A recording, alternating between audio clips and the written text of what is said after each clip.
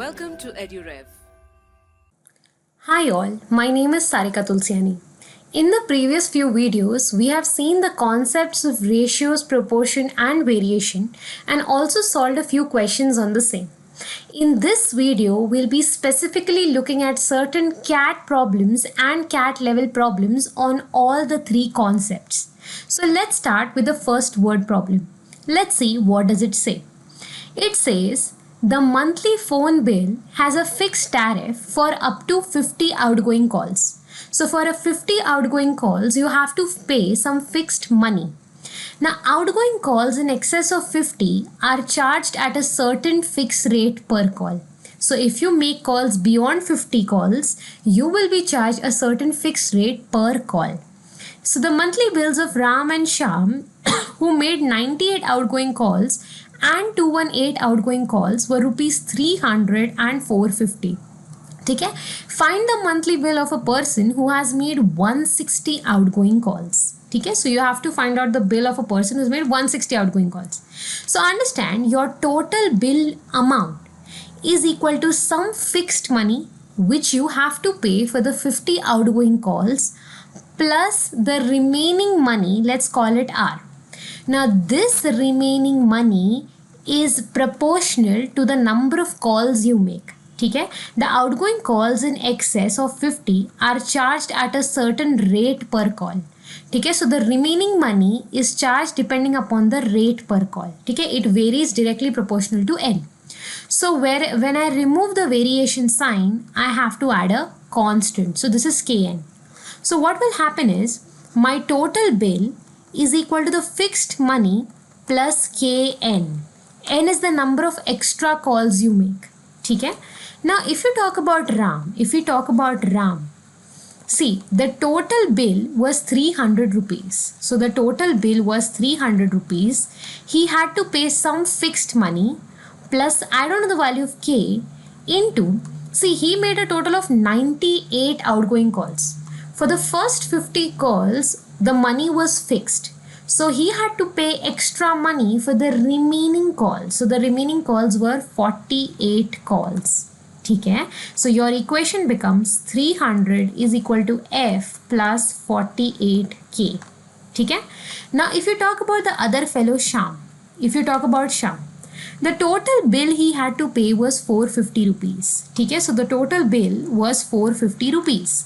So he had to pay some fixed money plus, देखो, he made 218 calls. Out of 218 calls, the 50 calls he had to pay some specific money, which is F. So for the remaining calls, which is 218 minus 50, he had to pay extra money. So that was 168 calls. ठीक है, he had to pay some extra money. So that is 168K. Now what I'll do is I'll solve the two equations simultaneously and find the value of F and K. If I just subtract the two equations, I will have, let's subtract second equation from the first. So this will be 450 minus 300, which is 150. My FF will get cancelled. 168 minus 48 will become how much? It will become 120K. Okay, 168 minus 148 will become 120K. So if I ask you what is the value of K, it will be 15 upon 12, or I can write it as 5 upon 4. So my value of K is 5 upon 4. If I substitute that in the first equation, I know 300, I'm substituting it here. So that will be 300 is equal to F plus 48 into 5 by 4. Correct? 4 ones are 4 12s are. So this will become 60. So my F will be 300 minus 60, which is 240. So he had to pay a fixed money of 240 rupees.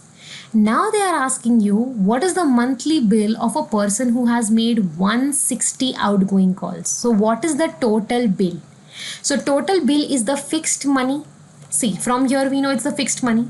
The fixed money he has to pay is of 240 rupees. Okay? 240 rupees. Plus, I know the value of K. The value of K is 5 upon 4 into, he made a total of 160 calls. उसमें से for the 50 calls he has already paid 240 rupees. So for the remaining calls he will be charged extra. So the remaining calls are 110 calls. So for this he will be charged extra. Correct? So this will become 4 2s are 8. So you're left with 30. So 4 7s are 28, and then you're left with 5. So this will become the total value, that is 240 plus 5 into 27.5. So if I add this, it comes out to be 377.5. So this is the total money that fellow is required to pay if he makes 160 calls. Okay? Now let's look at the next question. What does it say? The people of an island are taxed in a particular manner.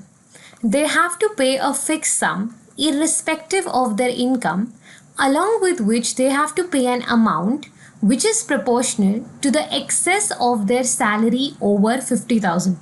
So again, they have to pay a fixed amount. So the total tariff is some fixed amount plus they have to pay an extra income, an extra amount, and this amount is proportional to the excess of their salary above 50,000. Okay, so whatever money they make above 50,000, they have to pay that. They will be charged tax on that basically. A pays a total tax of 6,200 when his salary is 60k. So when his salary is 60k, he pays 6,200. B pays a tax of 7,700 when the total income is 75,000. What is the salary of C who pays 8,200 as tax? What is C's salary? Now we have seen the sum in the previous case wherein we had used equations to solve the problem. So let's try to solve this one without using the equations. Let's try to minimize the use of equations. How do we do that? See, understand, if your income is up to 50,000, you have to pay a fixed amount of tax. And beyond 50,000, you have to pay some extra money. We'll try to figure out what is the fixed money and what is the extra money we are supposed to pay. See, understand, we have to pay a tax of 6,200 if the income is 60,000. Okay, if the salary is 60,000. So if you talk about A, for 50,000 he had to pay some fixed money. So the extra tax was charged on 10,000, correct, or 10k. Okay, so if you're getting 10k extra, you have to pay 6,200. Similarly, B had to pay 7,700 if the total income was 75,000. Now total income is 75,000. So can I say the money beyond 50,000 is 25,000. So if you get 25,000 extra, you have to pay 7,700. What will I do is, I'll find out the difference in the two. What is the difference? 77 minus 62 will give me 1,500. And 25,000 minus 10,000 will give me 15,000. All of this is my extra money. Understand? All of this is my extra money. So can I say, if my salary is 15,000, I have to pay 1,500 extra. This is just the excess money. Here we are not talking about the total tax. See, 6,200 is your fixed tax plus the extra which you are supposed to pay. I'm asking you, what is the excess which you are supposed to pay? So I have to pay 1,500 excess if I earn 15,000 extra. So can I say this is nothing but 10%? So if I'm earning 15,000 extra, I have to pay 10% of that as my excess tax, which is 1,500 rupees. So if I ask you what is the fixed money I had to pay, what was the fixed tariff? Dekho, 6,200 in this case was the total tariff. Okay? We got 10,000 extra. 10,000 was the extra earning. We know on the extra earning we have to pay 10% extra. So that is 10% of 10,000 I was supposed to pay, which was 1,000. This was the excess we were paying, but the total we were paying is 6,200. So 1,000 plus 5200 gives me 6200. So the fixed money we have to pay is 5200. ठीक है, see 10% is the excess money I have to pay. So if I'm earning 10,000 extra, I have to pay 10% of that, which is 1,000 rupees extra. But I'm paying a total of 6,200. That means 5,200 is the fixed money we have to pay. Now they are saying what is the salary of C who pays 8,200 as tax. He is paying 8,200 as tax. Now understand, if you talk about C, देखो 5,200 is the fixed money he has to pay, irrespective of whatever his income is, 5,200 up to 50,000. Plus whatever is the extra money he is making, on that he has to pay 10%. So that is 10% of extra. This is equal to the total tax he is paying, and the total tax he is paying is 8,200. ठीक है, so can I say 10% of extra is 3,000 in this case, 82 minus 52. So my extra income is 30,000. So he is earning an extra of 30,000. So what is the total money he is earning? 50,000 for 5,200 and the extra 30,000. So he is earning a total of 80,000. And on 80,000 he has to pay 8,200. So this is how you're going to approach this problem. Okay? Now let's look at the next problem. What does it say? It says a student gets an aggregate of 60% marks in 5 subjects in the ratio 10, 9, 8, 7, 6. Okay? This is an aggregate of 60% marks. So this is the ratio of marks he has scored. So suppose if there are 5 subjects A, B, C, D, E, marks which he has scored, the ratio is 10:9:7:6:5. Now if the passing marks are 50% of the maximum marks and each subject has the same maximum marks, in how many subjects did he pass the exam? Okay, in how many subjects did he pass? Now try to understand. This is the ratio of marks scored. Let me assume ये उसने marks score किया है, मतलब A में he has scored 10, B में he scored 9, C में 8, D में 7, E में 6. We are assuming that this is the total marks he scored. If I ask you what is the total marks he has scored, so that will be 10 plus 9 plus 8 plus 7 plus 6. So this will become 40 marks. So he has scored a total of 40 marks. But we know he has got 60% of the maximum marks in all the subjects together. So 60% of my maximum marks is 40. So if I ask you what is the maximum marks, it will be 40 upon 60%. Or I can write this as 40 upon 0.6. Okay? Or you can also write this as 400 upon 6. So this will come out to be 66.66, or you can approximate it to 67. So the total marks or the maximum marks, okay, of all the subjects together was 67. We are just assuming this, okay? So the maximum marks of all the subjects is 67. We got this number because we assumed these to be the marks he scored. Okay? Now they are saying the maximum marks of each subject, or each subject has the same maximum marks. ये 67 क्या है? ये total marks है of all the subjects put together. ठीक है, 67 is the total marks of all the subjects put together. So if I ask you what is the maximum marks of each subject, her subject का maximum marks कितना होगा? That will be 67 upon 5 because we have 5 subjects. So this will become 5 1s are, 5 3s are 15, 5 4s are 20. So this is the maximum marks of each subject. ठीक है, ये total marks है हर subject का. Now if you have to pass, you have to score 50% of maximum marks if you want to pass. ठीक है, so that is half of 13.4.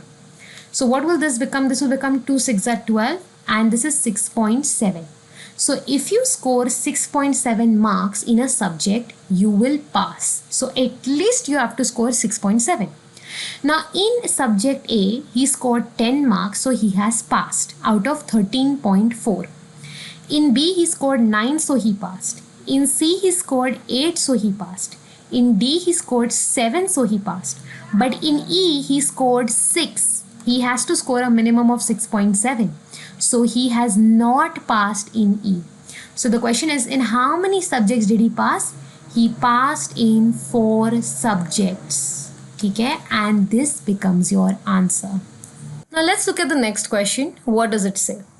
If PQR is 1, then what is the value of this expression? They have given us 4 options and we have to identify the right value. This is one of the recent CAT questions. Okay? Now remember, whenever you have such a question where you have 3 variables, here you have PQ, here you have QR, here you have PR, your task should always be to eliminate one variable. If you can eliminate one variable successfully, you can solve the entire problem very easily. How do we do that? Understand. Let me write the problem. So this is 1 upon 1 plus P plus Q raised to minus 1. Q raised to minus 1 can be written as 1 upon Q plus this will be 1 upon 1 plus Q plus R raised to minus 1 is 1 upon R plus 1 upon 1 plus R plus P raised to minus 1 is 1 upon P. Correct? See, understand, we know PQR ka value is 1. So, I'll try to use this data. So, this will be 1 upon 1 plus P plus. Can I replace this 1 by PQR? Because 1 is nothing but PQR. So, this will become PQR upon Q. PQR upon Q, your QQ will get cancelled, so you will only have PR. Because मैंने क्या किया? I have replaced 1 by PQR. So PQR upon Q, QQ will get cancelled, you will have only PR. तो यहाँ पे मैंने क्या किया? I eliminated Q. Correct? So in the other 2 expressions also, you have to try and eliminate Q. That's it. So this will become 1 upon 1 plus. I don't want Q here. We know PQR is equal to 1. So can I write Q as 1 upon PR?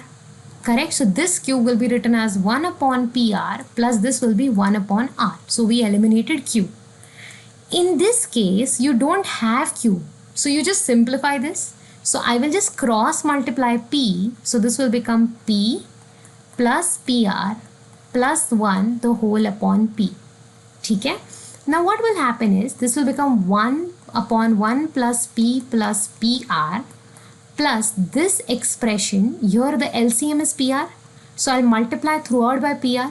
So the denominator will be PR plus 1 plus this will be P upon PR plus in this case ये P ऊपर चला जाएगा.